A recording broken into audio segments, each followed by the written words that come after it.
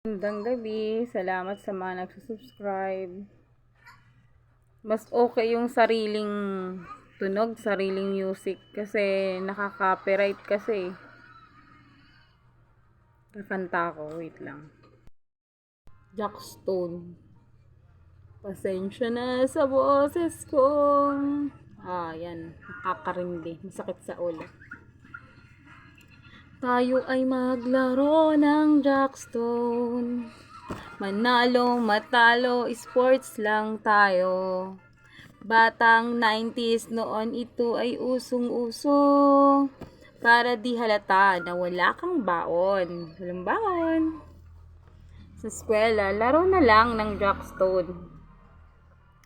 Minsan, pag natalo ay may pikon. Kapag naman panalo, sulit ang ngiti at ganado.